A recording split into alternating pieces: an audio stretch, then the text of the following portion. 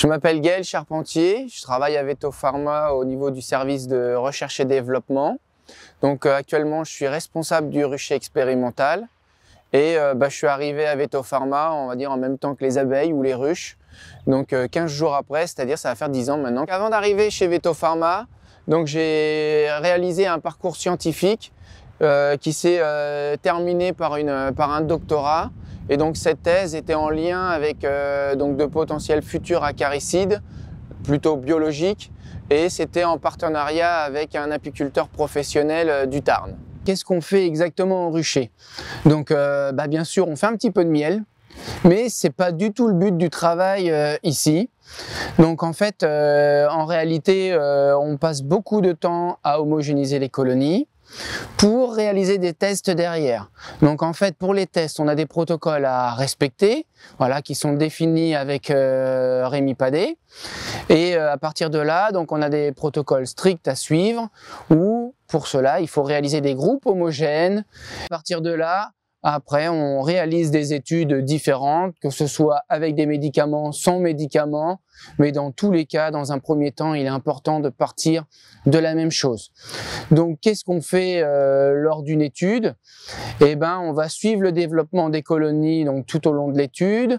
On va faire le maximum pour pas qu'elles essaiment, de façon à garder quelque chose de plus intéressant pour un apiculteur.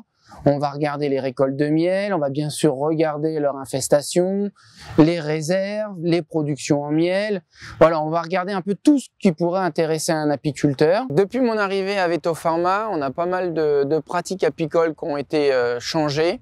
Déjà pour la simple et bonne raison que le nombre de ruches a plus que doublé, il a même triplé en l'espace de ces 10 ans-là.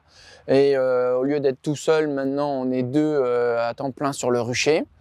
Donc pour cela, on a fait différentes choses. Donc on a travaillé surtout l'ergonomie. Donc pour cela, on a des supports qui sont beaucoup plus hauts. On a aussi pas mal de choses qui vont nous aider dans notre travail de tous les jours. Donc pour le coup, là, ça me fait penser aux balances. Donc les balances nous permettent de suivre les colonies à distance. Et on a aussi investi dans un compteur à varroa. Donc c'est un scanner qui nous permet de compter les varrois directement sur les feuilles. Et donc on a pu le faire à la main. Donc on gagne un temps précieux qui nous permet justement d'avoir plus de ruches, de faire plus de tests et de pouvoir développer ce rucher expérimental. Donc les différentes qualités requises pour réaliser ce travail, je dirais que dans un premier temps, déjà c'est la passion. Parce que ça demande quand même pas mal d'investissement, on est toujours sur quelque chose de saisonnier et quand c'est la saison, c'est la saison, il faut y être.